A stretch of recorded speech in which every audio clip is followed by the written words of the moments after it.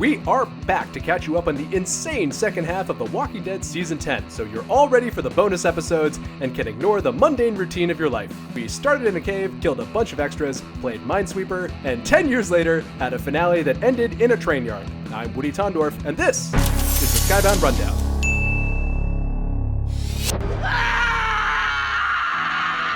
We start back in the cave where Carol got everyone trapped like an idiot. So, what's a bad decision Carol to do when her friends are stuck? Double down and detonate some dynamite, that's what. After some claustrophobia and whisperer shenanigans, most of our heroes squeeze out to safety, except for Magna and Connie, who get even more stuck after the cave collapses on them. Although they turn out to be fine, I still cannot and will not forgive Carol for risking Sweet Cherry's life. How dare you? Meanwhile, Alpha suspects there's a spy in her ranks, and Negan suggests their name rhymes with Jamma. Negan turns out to be right, so Alpha gives him a crass reward, aka the filthiest nude scene I've ever seen on TV since Richard decided to walk around in the buff on Survivor. And if he had like something to cover the butt crack area, I'd be cool with that. With the eyes of Sauron on her, Gamma tells Gabriel and the gang that the Ed Gein life ain't for her, and she just wants to see her nephew. Rosita says, "Traitor say what?" And Gamma says, "What?" So Rosita knocks her out and throws her in a cell. Take that, caring aunt. In the woods, Daryl hunts Alpha, kills her bodyguards, and the two severely F each other up before holing up in a gas station. Alpha attracts walkers to kill him, forcing Daryl to pull a knife out of his leg and lose seemingly all of his blood to save himself. I was really hoping for this to be more like that scene from Homefront, but this works too.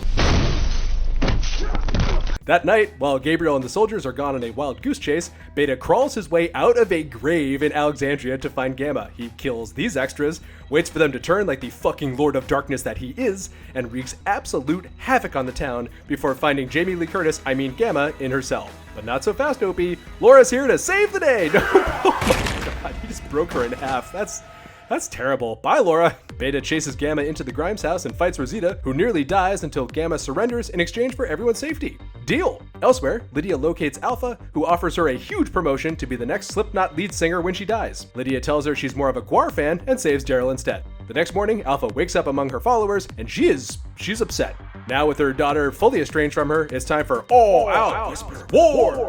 Well, almost. Gamma, who now goes by Mary, fine, helps Aaron escort the Alexandrian survivors to Hilltop, where Eugene is getting to the radio equivalent of second base with Stephanie. As Alpha prepares for battle, Negan suggests that, hey, maybe instead of slaughtering everybody, why don't we just make him bend the knee? But Alpha's read Game of Thrones and is like, pass.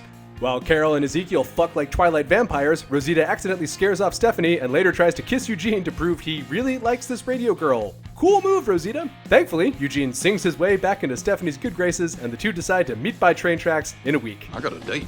Okay, now it's time for all-out Whisper War! Alpha marches her horde and the Whisperer trail mix army to Hilltop. Unfortunately for Daryl and the gang, Alpha's a huge Tolkien fan, especially the Two Towers, and uses flame arrows to trap our heroes. Shame Carol couldn't summon her army of dead kids like the dead men of Dunharrow in Return of the King.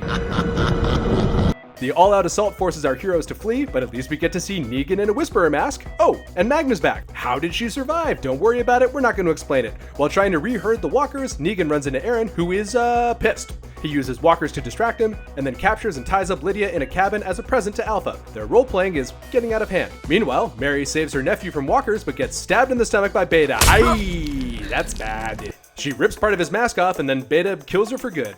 When a Whisperer recognizes him, he COD zombie insta-kills him and unlocks the next area. Alden shoots Mary with an arrow to prevent reanimation while Beta flees. Bravo, Alden! You did your one thing for this season. Solid work. See you in 11. Meanwhile, Yumiko punches Carol for nearly killing Magna, while Daryl and the gang find Ezekiel alive under some rubble. He tells them to check on the kids, who are with a dying Earl in a cabin. Earl, who I keep reminding you is the hardest motherfucker to walk planet Earth, tries to kill himself so he doesn't reanimate and harm the children by plunging his own head into a spike. He somehow misses the brain, so Judith has to take care of him herself. Trauma! Negan leads Alpha to a cabin so she can murder her daughter, but Lydia's not in the cabin. It was a trick. Negan slits her throat and later rolls Alpha's decapitated head at the feet of Carol, who just avenged her adopted son. It was Carol all along. Now to write Deny out of the show. Michonne and Virgil travel to an island to find WMDs to kill Alpha's horde, but things quickly go south when he locks her in a room as his prisoner. Making matters worse, Virgil drugs her and causes her to reimagine her life if she didn't meet Rick and instead join the Saviors. Fucking Virgil! But hey, at least this will look cool in the trailer. Long story short, Michonne and some other prisoners escape, Virgil surrenders, and takes her to a room of supplies which features Rick's boot, an iPhone with a doodle etched with her and Judith, and Captain America's shield. Virgil stays on the island, while Michonne and the others flee back to the mainland. Michonne radios Judith to tell her Rick might be alive, and also Black Panther 2 is shooting soon, so she's gotta go. We later see her find King Batch and a massive survivor caravan, which she presumably joins. And so ends the story of arguably the best character in the series. For now.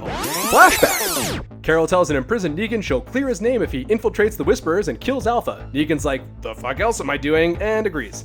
In the present, Carol puts Alpha's head on a spike and tells Negan she's not holding up her end of the bargain because he took too long. I need to be alone. Okay, Carol. Later, she of course hallucinates Alpha, while Beta hallucinates Alpha's head talking to him. Not so different from my life in quarantine. Shut up, I'm talking. We later learn that Beta used to be country music superstar Half Moon before getting canceled by the apocalypse. After some soul searching, Beta puts Alpha out of her misery and stitches half her face onto his mask to become Full Moon. Please address all your letters to Johnny. I just read these things. With Alpha dead and Beta crazy, well, crazier, the Whisperers decide to stand Negan. He goes along with it until he and Daryl go full MCU Civil War and slaughter them. Tommy, asshole. Meanwhile, Ezekiel, Yumiko, and Eugene travel all the way to Pittsburgh to find Stephanie. It's there they see walkers set up in hilarious situations like maskless indoor dining and a woman clad in purple named Princess. Oh my god, hi! And she's got this cool machine gun. She's great. The gregarious lady agrees to help them get to Stephanie and says she knows where they can get some wheels. But she unnecessarily takes them through a minefield, and they discover the wheels are actually bicycles. Classic Princess. Back in Virginia, Beta leads a horde of walkers to Alexandria to enact his revenge, all to find the place empty. He hears voices in his head and decides to try Oceanside, while Aaron and Alden follow. On the way, Beta spots a hospital cat, which is apparently a thing, and decides to head to the nearby hospital, where our heroes are of course camping out and having heart-to-hearts. Aaron and Alden get surrounded by Whisperers as Beta's horde reaches the hospital, trapping everyone inside. Approximately 3 decades later, the finale. Maggie returns from her vacation on ABC and watches our rundowns to catch up on what she missed. She finds them indulgent, and the narrator talks too fast. At the tower, most of our heroes use the gut trick they keep forgetting about to escape through Beta's horde. Everyone not named Beatrice makes it out alive, while Luke and the gang use a stereo wagon to lure the walkers away to a cliff. Meanwhile, Gabriel nearly dies in the tower trying to ward off the Whisperers until he's saved by Whiskey Cavalier herself, Maggie, and this dude, who has a cool mask. That night, the Whisperers destroy the stereo wagon while Daryl and Negan tag team kill Beta. God, get a room, you guys. Beta looks elated as the walkers consume him. Bye, Beta! That guy's next album is gonna be great. Lydia, who's wearing Alpha's mask, leads the horde off a cliff, which is when Carol also decides she would like to be off the cliff as well, please, thank you very much. Lydia stops her, and the two bond as they watch the dead stupidly plunge themselves off a cliff, as zombies are wont to do.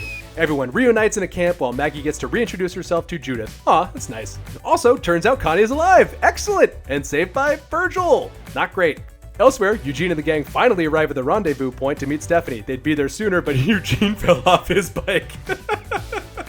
Which is where they're surrounded by a group of dudes who look like knockoff action figure versions of stormtroopers, and oh my god, I want to be one in season 11.